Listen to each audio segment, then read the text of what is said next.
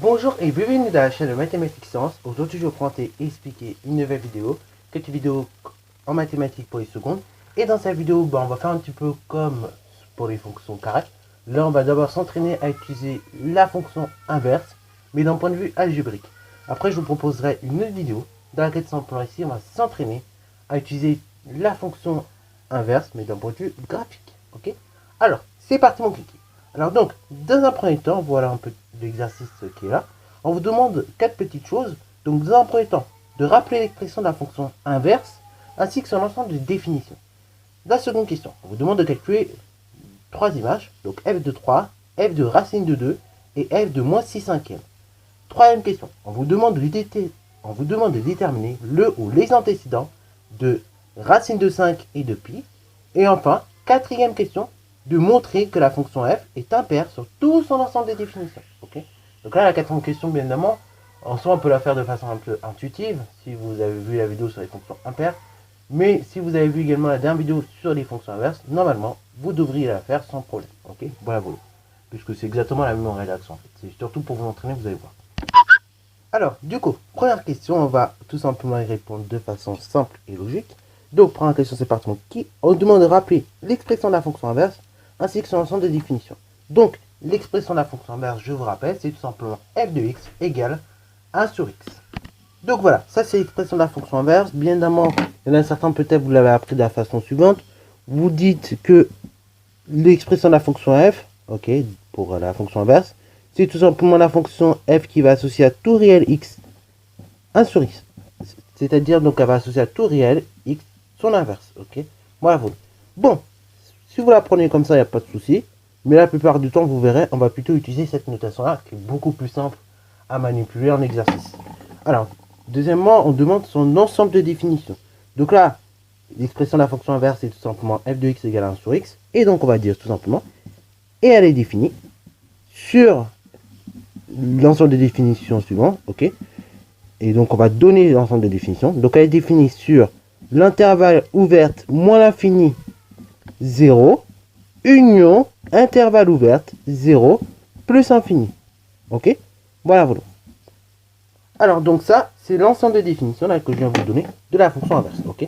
Oui, pourquoi 0 ne compte pas dans l'ensemble de définitions? Parce que, je le rappelle, l'inverse de 0 n'existe pas. Elle n'existe pas car il n'existe pas en fait de nombre réel pour lequel quand vous faites 0 fois quelque chose qui va donner 1. Ok. Parce que oui, quand vous faites l'inverse multiplié par le nombre de départ, ok, et bien normalement vous obtenez 1. Ok, par exemple 2 multiplié par son inverse, donc 2 fois 1 demi, vous obtenez 1. Mais pour 0, dans le cas de 0, il n'existe pas de réel quand tu multiplies par 0 qui va donner 1. Parce que je vous rappelle jusque-là, jusqu'à preuve du contraire, quand vous multipliez un nombre par 0, vous l'avez vu depuis un certain temps, vous obtenez toujours 0. Donc c'est pour ça que 0 ne compte pas dans l'ensemble des définitions de la fonction f. Ok, qui est ici la fonction inverse. Donc, deuxième question, on demande de calculer un certain nombre de choses, f de 3, f de racine de 2 et f de moins 6 cinquièmes. Donc, on va commencer par f de 3. Bah, f de 3, c'est tout simplement 1 sur 3 du coup. Et donc là, on a fini le calcul. Ok. Dans un second temps, on nous demande également de calculer f de racine de 2. Donc, f de racine de 2, c'est tout simplement 1 sur racine de 2. Bon, 1 sur racine de 2, c'est limite. Ok, vous êtes bien d'accord avec moi? En général, en mathématiques, on aime bien tout simplement que ce soit un peu mieux présenté. En tout cas, on n'aime pas justement les racines carrées au dénominateur. Donc, pour faire partir cette racine carrée au dénominateur, on va tout simplement élever au carré le dénominateur. Et donc, si on élève au carré, c'est-à-dire qu'on va multiplier en quelque sorte par racine de 2. Donc, je multiplie par racine de 2 au dénominateur. Comme ça, j'obtiens 2 au dénominateur. Et au numérateur, je multiplie par racine de 2. Donc, ça fait 1 fois racine de 2. Directement, racine de 2. Ainsi, donc, j'obtiens que f de racine de 2, c'est racine de 2 sur 2. Ok, c'est racine de 2 demi. Et là, après, on ne peut pas simplifier plus. Alors, après, on demande également f de moins 6 cinquièmes. Donc, f de moins 6 cinquièmes, c'est 1 sur moins 6 cinquièmes. Ok.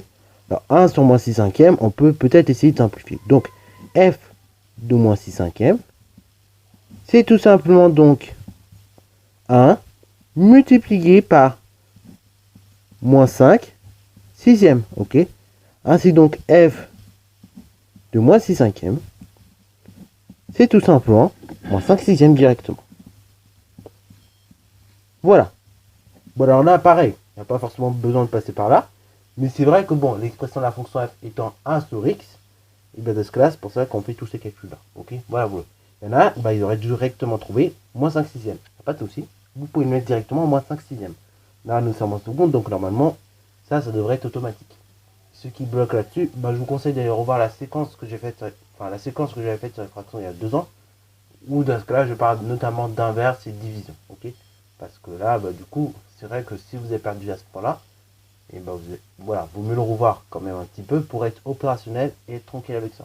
Parce que les fractions, je vous le dis, au lycée, vous allez en manger. Ok, les bases, en tout cas, doivent être acquises. Notamment les fractions, en l'occurrence. Ok. Bon, alors du coup, troisième question. On vous demande de déterminer le ou les antécédents de racine de 5 et de pi. Donc, si on veut déterminer l'antécédent, par exemple, de racine de 5, ça va vouloir dire qu'on va résoudre l'équation suivante. F de x égale racine de 5.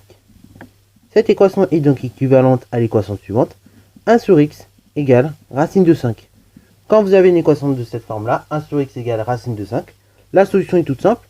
C'est donc x qui vaut 1 sur racine de 5. Bon, on peut simplifier un petit peu. Ça veut donc dire que x vaut tout simplement racine de 5 cinquième. Ok? Et donc ça, c'est le nombre de départ que vous allez prendre de sorte à obtenir tout simplement racine de 5. Ok, voilà. Donc du coup on va mettre tout simplement que S éventuellement c'est racine de 5 cinquième.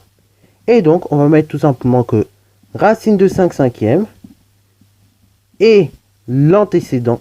Ok, là on vient de le vérifier par résolution d'équation. Donc on peut dire que c'est l'antécédent tout simplement de racine de 5 par F. Ok, voilà. Alors, du coup, deuxième équation qu'on demande, deuxième chose qu'on nous demande, c'est tout simplement de déterminer le ou les antécédents de pi. Ok. Alors bon, ça peut vous paraître un peu complexe la question, mais vous allez voir, ça n'est pas du tout. Donc, du coup, déterminer l'antécédent de pi par cette fonction, c'est tout simplement résoudre l'équation suivante. F de x égale pi. Cette équation est donc équivalente à la chose suivante. C'est tout simplement donc la chose suivante, c'est-à-dire 1 sur x égale pi. Donc, là, on se retrouve avec l'équation suivante, 1 sur x égale pi. Donc, ça veut dire quoi? Ça veut dire que x, tout simplement, il vaut 1 sur pi. Et donc là, c'est la solution de l'équation. S est donc égal à 1 sur pi. On ne peut pas faire mieux en termes de simplification. Et donc ici, 1 sur pi, c'est l'antécédent de pi par la fonction f. Voilà, donc ça c'est pour la question numéro 3. Alors donc, là, nous avons déterminé les antécédents. Maintenant, donc, on va tout simplement s'intéresser à montrer que la fonction f, elle est donc impaire sur tout son ensemble de définitions. Ok? Donc, c'est parti mon kiki. Donc, déjà, avant de se lancer dans quoi que ce soit, on va peut-être déjà parler de l'ensemble de définitions, comme on l'avait fait dans la vidéo précédente. Donc, on va essayer de voir pourquoi il est symétrique par rapport à 0 ou pourquoi il n'est pas symétrique par rapport à 0. Mais là, dans ce cas-là, on va voir justement ce qui se passe. Donc, ici, cet ensemble de définitions, moins l'infini 0 exclu union 0 exclu plus infini. Ici, c'est l'ensemble de définitions de la fonction f. Jusque-là, on me suit. Alors, normalement, vous devez me suivre, vous devez un petit peu comprendre. Ok? Ça, normalement, c'est pas quelque chose d'inventé. Ok? C'est l'ensemble de définitions de la fonction f, en l'occurrence de la fonction inverse. Donc, ça, c'est l'ensemble de définitions de la fonction f. Maintenant, si vous regardez cet ensemble de définitions, il va de moins l'infini jusqu'à 0 exclu, mais il va également de 0 exclu jusqu'à plus infini. Ok? Voilà. En gros, cet ensemble de définitions, il prend toutes les valeurs, sauf 0. Ok? Voilà. 0 est exclu de cet ensemble de définitions. Par contre, vous pouvez avoir des valeurs supérieures à 0. Donc là, ça sera dans l'ensemble de définitions. Mais des valeurs inférieures à 0. Et là, encore une fois, ce sera dans l'ensemble de définitions. Donc là, déjà, si vous regardez un petit peu juste en expliquant, vous vous rendez compte que finalement, cet ensemble de définitions, il est symétrique par rapport à 0. Il est symétrique par rapport à 0 parce que, sauf dans le cas de 0, et bien après, pour tous les réels x qui vont appartenir à cet ensemble de définitions, on va retrouver à chaque fois l'opposé, ok, moins x, qui sera dans l'ensemble de définitions. Par exemple, si je prends racine de 5 dans l'ensemble de définitions, donc racine de 5, et bien si je cherche son opposé, moins racine de 5, il va appartenir à l'ensemble de définitions de la fonction. Okay, si je prends par exemple moins 1, son opposé, donc 1, va également appartenir à l'ensemble de définitions. Ainsi donc pour tout réel x, son opposé appartient également à l'ensemble de définition. Ainsi, donc, nous avons un ensemble de définition qui est symétrique par rapport à 0. Alors, donc là, dans un premier temps, on a montré que cet ensemble de définition est symétrique par rapport à 0. Ok. Maintenant, en deuxième condition, il faut montrer, donc on a une fonction qui soit impaire, que moins f de x égale à f de moins x. Donc on va calculer du par moins f de x, ok, et après f de moins x. Donc moins f de x, c'est tout simplement égal à moins 1 sur x. Après, f de moins x, c'est tout simplement égal à 1 sur moins x. Là, vous voyez, j'ai un petit moins au dénominateur, ça peut être dérangeant. Donc éventuellement, soit je peux mettre au dénominateur, mais je peux également le mettre à gauche, ok. Ça restera équivalent. Donc on peut le mettre comme ceci. Donc moins 1 sur moins x peut s'écrire sur de la forme comme ça, c'est-à-dire moins 1 sur x, ok. Voilà, vous. Le moins, bah, enfin, vous pouvez l'écrire en haut, comme vous pouvez l'écrire en bas, comme vous pouvez l'écrire à gauche, ok. Et là, bah, on se retrouve avec quoi? On se retrouve avec la chose suivante. Moins 1 sur x, moins 1 sur x. Ainsi donc, f de moins x égale à moins f de x, ok. Dans ce cas-là, votre fonction là, donc qui est inverse, elle est tout simplement paire sur tout son ensemble de définitions. Donc du coup, de plus, de fait qu'on ait moins f de x qui est égal à f de moins x, dans ce cas-là, votre fonction f est tout simplement impaire. Et donc, on va rajouter sur tout son ensemble de définitions. Voilà. Donc là, voilà, donc l'exercice est terminé. Nous avons réussi à démontrer que cette fonction, elle est impaire sur tout son ensemble de définitions. J'espère en tout cas que cette vidéo t'aura plu. Si c'est le cas, n'hésite d'ailleurs pas à la liker, commenter et bon reste à toi en mathématiques et en sciences.